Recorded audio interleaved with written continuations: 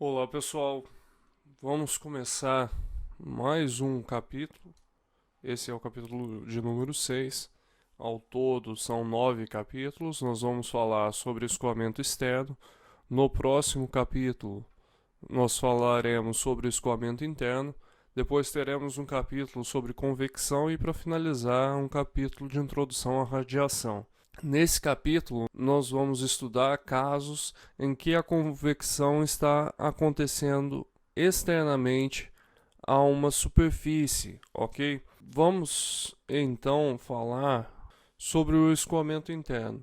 Na prática, sempre a gente vai ter problemas de escoamento forçado sobre corpos sólidos que vão ser frequentemente encontrados. Por exemplo, se você for projetar um avião, você tem o escoamento externo sobre o avião. A temperatura lá do ar externo vai estar uma temperatura bem baixa, por exemplo, menos 50 graus, e você tem esse ar escoando sobre o avião, ele está trocando calor com o avião.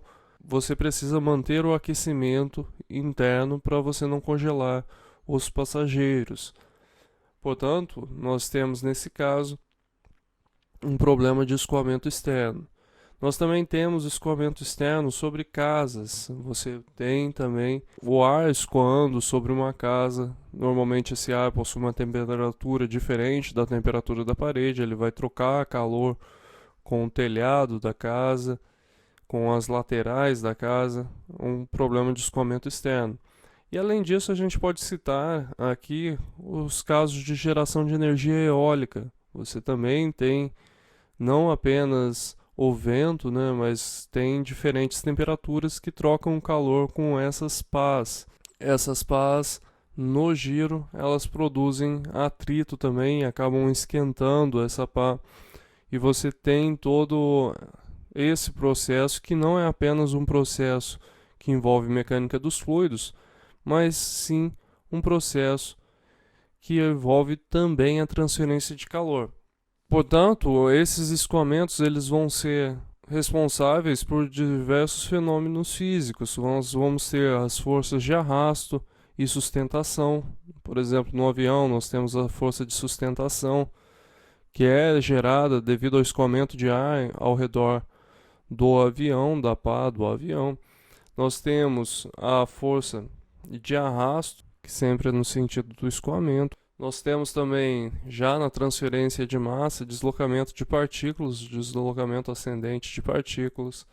Nós podemos ter resfriamento ou aquecimento de objetos, e isso tudo vai estar ligado ao escoamento externo. Portanto, devido à complexidade de inúmeras geometrias que a gente pode utilizar, o que vai acontecer? Nós vamos ter frequentemente que usar correlações empíricas para determinar esses coeficientes de convecção. Esses coeficientes de convecção eles também podem ser obtidos através da resolução das equações de Navier-Stokes, a equação da energia e a equação da conservação de massa. Você faz o acoplamento das três equações e consegue determinar isso com base na mecânica dos fluidos computacional. Só que como nós não veremos a mecânica dos fluidos computacional, a gente só está vendo a mecânica dos fluidos clássica aqui, nós vamos ver apenas essa parte das correlações empíricas e algumas soluções analíticas para escoamentos laminares. Relembrando alguns conceitos importantes, o que nós temos? Primeiro, a velocidade da corrente livre, ou seja, a velocidade do fluido em relação ao sólido. Então, se nós tivermos uma placa plana e tivermos uma corrente de ar passando sobre essa placa plana, a velocidade da corrente em relação à placa é a chamada velocidade da corrente livre. Se essa placa estiver estacionária, nós temos a velocidade aqui, o infinito, e a velocidade da placa é igual a zero. Tá? Essa velocidade, antes de chegar na placa, a gente pode supor que ela é uniforme. Depois que ela atinge a placa, a gente sabe que ocorre o surgimento da camada limite. A velocidade da corrente livre ela vai ser a velocidade que a gente tem fora da camada limite, tá? suficientemente longe do corpo para que a velocidade não sofra alteração em relação ao estado inicial dela. O estado inicial antes de ser influenciado por uma placa ou por um corpo. Normalmente essa velocidade é definida como velocidade ajusante. Eu falei o infinito aqui, mas no slide aqui está falando v também. Ela também é chamada velocidade de aproximação, que é a velocidade do fluido se aproximando-se muito à frente do corpo, ou seja, essa velocidade que eu desenhei aqui para vocês, que pode ser velocidade ajusante. Lembra sempre que no início aqui é jusante, tá? Jusante. E aqui no final do corpo, montante. O arrasto é a força que um fluido exerce em um corpo na direção do escoamento. Sempre o arrasto ocorre na direção do escoamento. Vou desenhar, por exemplo, uma pá aqui, ok? Você tem o fluido. Então o arrasto ele sempre está ocorrendo na direção do escoamento. Existem casos que a gente quer maximizar o arrasto. Por exemplo, no caso de uma turbina eólica, o interesse nosso é aumentar bastante essas forças de arrasto para você justamente conseguir fazer o giro das pás. Já em um avião eu quero reduzir ao máximo o arrasto, porque quanto maior o arrasto, mais combustível eu estou gastando no avião. Portanto, nós podemos querer aumentar ou diminuir o arrasto, dependendo do caso.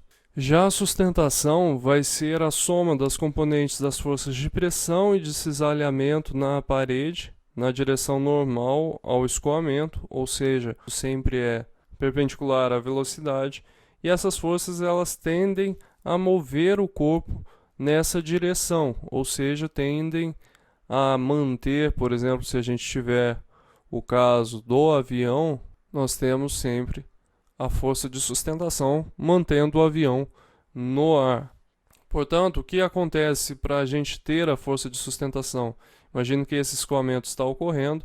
Nesse caso aqui, eu tenho um gradiente de pressão aqui que é positivo, ou seja, a pressão aqui em cima ela é maior.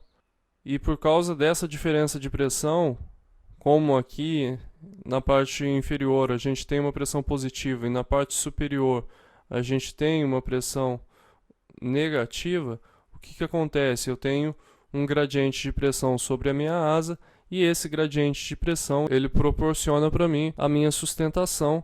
Portanto, a componente normal vai ser a sustentação e a componente horizontal é o arrasto. Portanto, essa decomposição de forças resultante da diferença de pressão e mais da tensão de cisalhamento que está acontecendo aqui na superfície vai fornecer para a gente essas duas componentes, tanto a sustentação quanto o arrasto. Portanto, resumindo, o arrasto ele vai ser a componente horizontal da tensão de cisalhamento na parede do corpo, mais o gradiente de pressão em X do meu corpo, e a força de sustentação vai ser a componente vertical da tensão de cisalhamento na parede, da resultante da tensão de cisalhamento na parede, mais o meu gradiente de pressão vezes a área, essa força decomposta na direção perpendicular ao meu escoamento. Nesse outro exemplo, nós temos a força de arrasto que está ocorrendo sobre uma placa plana e sobre uma parede. Na placa plana, o que nós temos é apenas a componente da tensão de cisalhamento. Portanto, se nós multiplicarmos a tensão de cisalhamento pela área da placa, nós temos a força de arrasto. Nesse caso aqui não tem sustentação, ok? No segundo caso, nós temos um jato colidindo com uma parede. E o que acontece? Quando esse jato colide com essa parede, é criada uma zona de alta pressão aqui, devido a esse ponto de estagnação. Portanto, aqui ocorre o ponto de estagnação, o jato que está vindo aqui, ele acaba sendo deslocado e contornando a sua placa, mas só que esse deslocamento, ele acaba ocorrendo forçadamente, portanto, isso gera uma pressão na placa. Essas setas, elas representam a tensão de cisalhamento, que ela está ocorrendo tanto para cima quanto para baixo. Como há uma simetria no escoamento, a tensão de cisalhamento da parte de cima, ela cancela com a tensão de cisalhamento da parte de baixo, ok? Portanto, nesse caso, nós temos apenas um gradiente de pressão sobre a placa. Esse gradiente ocorre porque aqui ocorre uma separação abrupta do escoamento.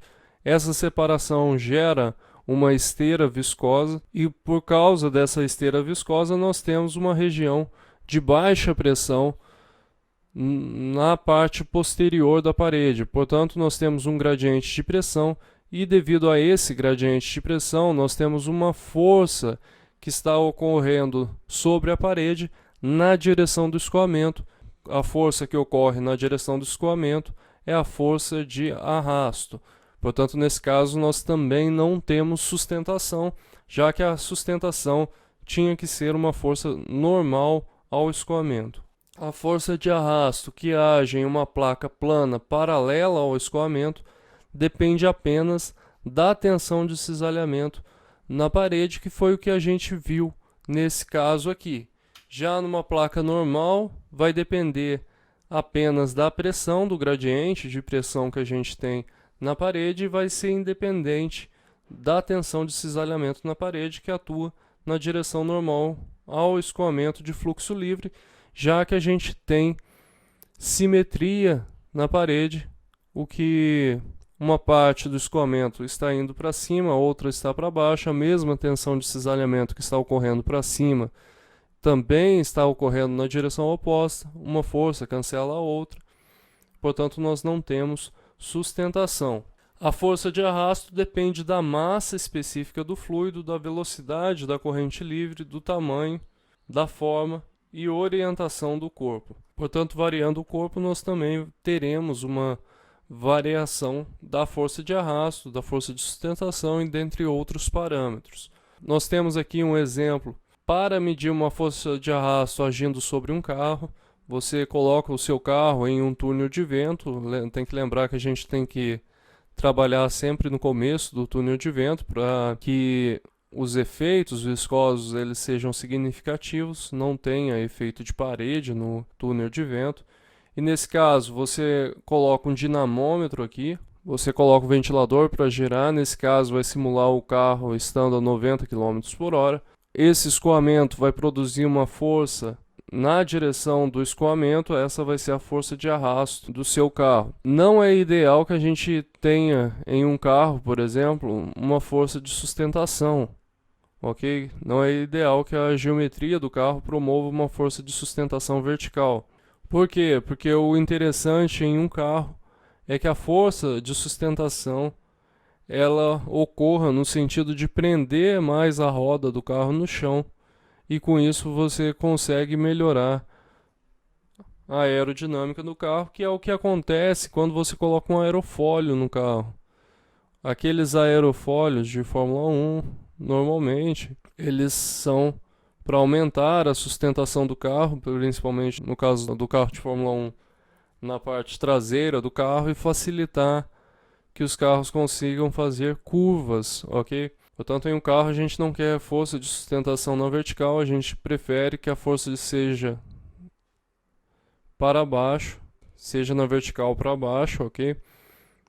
Justamente para aumentar o contato das suas rodas com o chão e melhorar o desempenho do carro. O arrasto sobre um corpo, ele vai ser representado pelo coeficiente de arrasto. O coeficiente de arrasto CD ele é definido como a força de arrasto dividido pela pressão dinâmica vezes a área do corpo. Com isso, nós temos o coeficiente de arrasto sobre um corpo. Essa parcela do arrasto, que é devida diretamente à tensão de cisalhamento na parede, vai ser chamada arrasto de atrito, uma vez que é causada pelos efeitos de atrito. Portanto, como nós vimos, nós temos dois componentes de arrasto. O primeiro é o arrasto devido às tensões de cisalhamento na parede, ou seja, o atrito do escoamento com a sua superfície do seu corpo. e a segunda componente, que é o arrasto de pressão, devido a você ter uma maior pressão em um lado e uma menor pressão na parte posterior do seu corpo. Então nós temos o arrasto de atrito, que é devido à tensão de cisalhamento, e o arrasto de pressão, que é devido à variação de pressão sobre o seu corpo.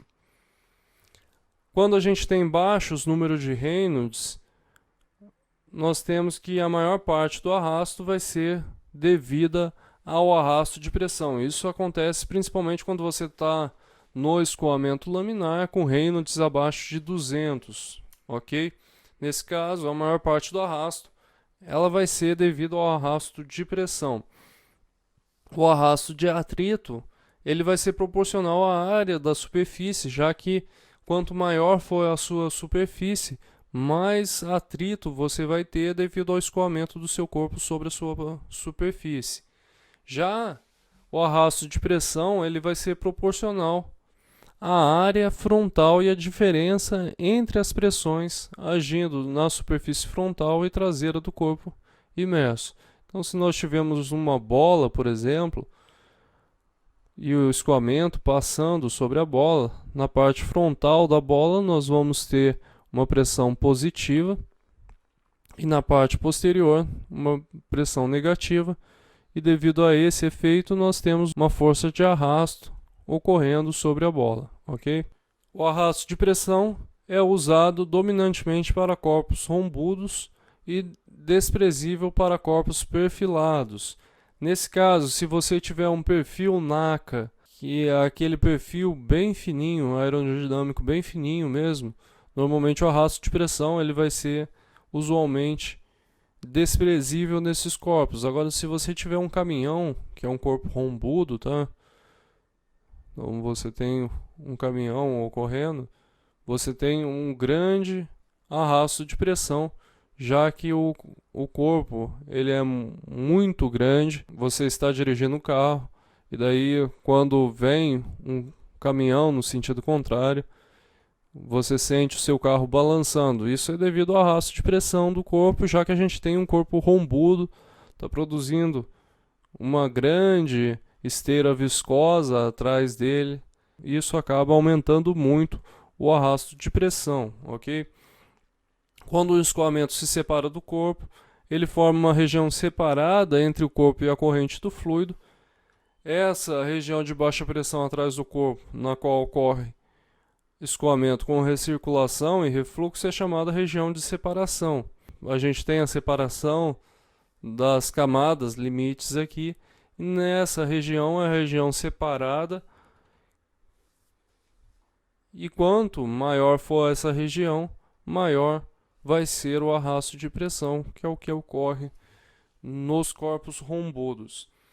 Nós temos também a região da esteira. Eu até cheguei a falar sobre a região da esteira no slide anterior, lembrando que isso é apenas uma revisão de mecânica dos fluidos. A região da esteira é a região atrás do corpo, onde os efeitos da geometria alteram a velocidade do escoamento.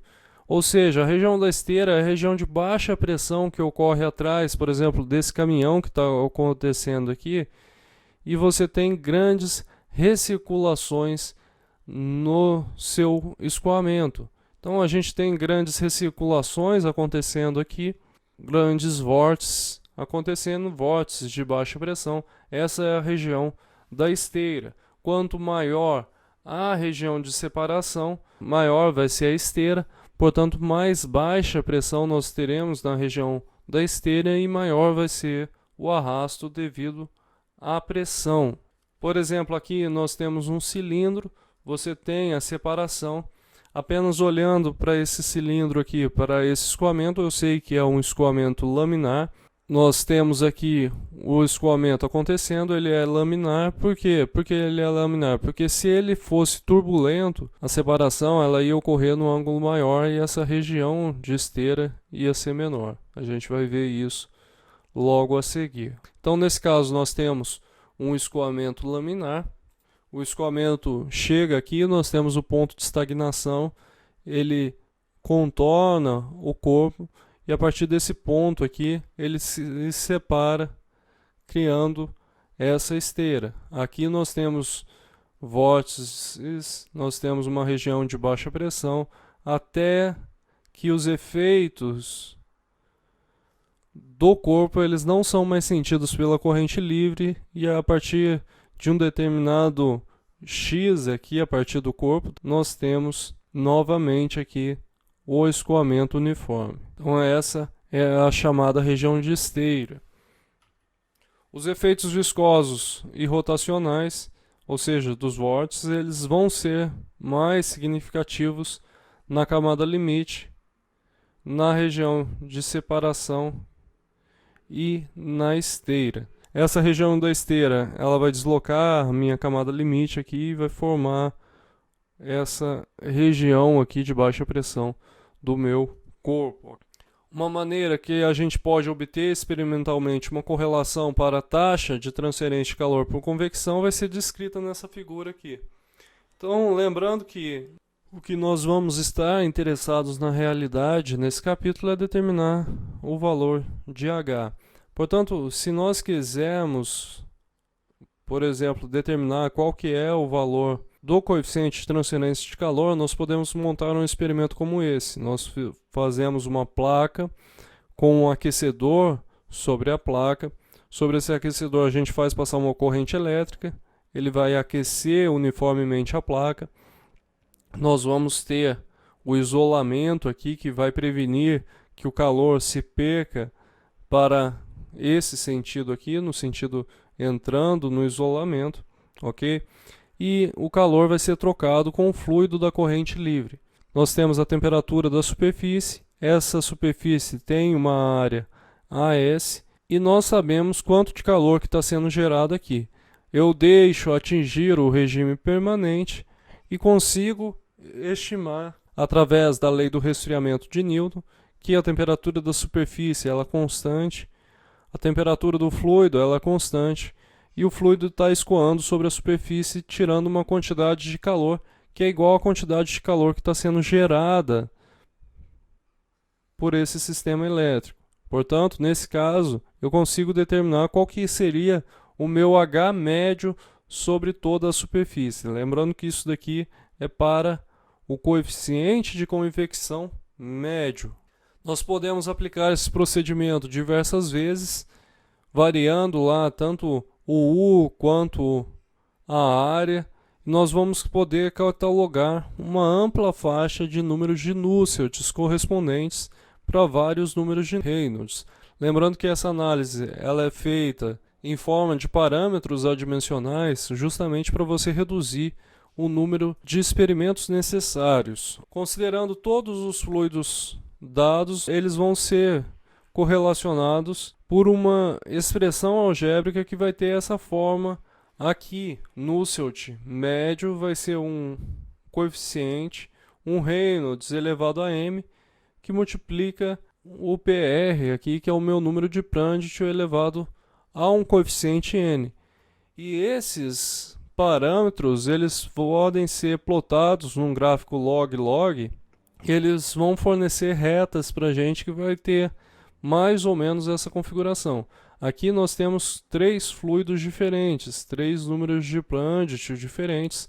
A gente foi aumentando a velocidade e à medida que você aumenta a velocidade, você consegue uma relação aproximadamente linear em logaritmo entre o número de Reynolds e o número de Nusselt. Portanto, uma coisa que é interessante observar é que se eu trabalho com o logaritmo do número de Reynolds e a gente tem um aumento aqui no número de Nusselt, uma variação de Reynolds ela pode ser pequena no começo e fornecer uma grande variação do número de Nusselt. Mas para o mesmo fluido, se eu começo a aumentar muito o meu Reynolds, para eu obter o mesmo efeito aqui, eu preciso de uma variação de Reynolds muito maior, já que esse gráfico ele está em função de logaritmo. E a mesma coisa acontece para o próximo intervalo. Então, o que usualmente ocorre na prática? Dependendo do fluido que você está usando para retirar calor, às vezes não compensa muito você aumentar demais o seu Reynolds. Você colocar bombas ou ventiladores para aumentar a velocidade do seu fluido para você tentar retirar mais calor.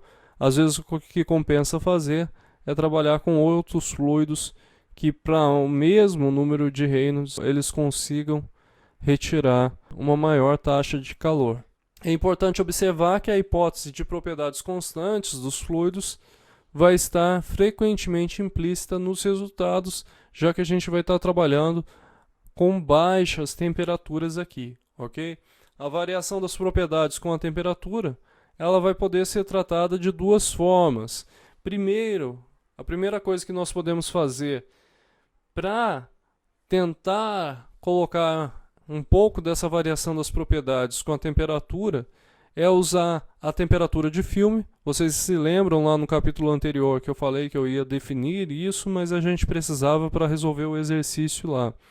Então a temperatura de filme, ou seja, a temperatura da superfície mais a temperatura do fluido dividido por 2.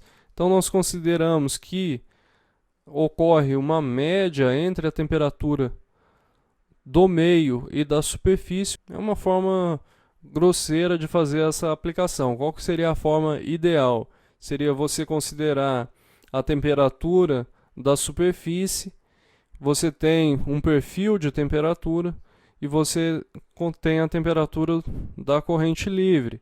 Então o ideal seria você integrar em delta aqui, tá? Somar todos os valores dessa temperatura, dividir pelo delta e saber qual que seria a temperatura média do seu fluido. O ideal seria fazer isso, ok?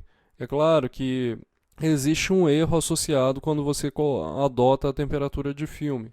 Já um outro caso seria multiplicar o lado direito da equação 6.2. A equação 6.2 é essa equação e a gente vai multiplicar essa equação por um prândito do meio sobre o prândito da superfície elevado a uma potência R, ou um μ infinito sobre o μ da superfície elevado a uma potência R também. Normalmente vocês vão ver quando normalmente vocês verão quando essas expressões elas vão aparecer.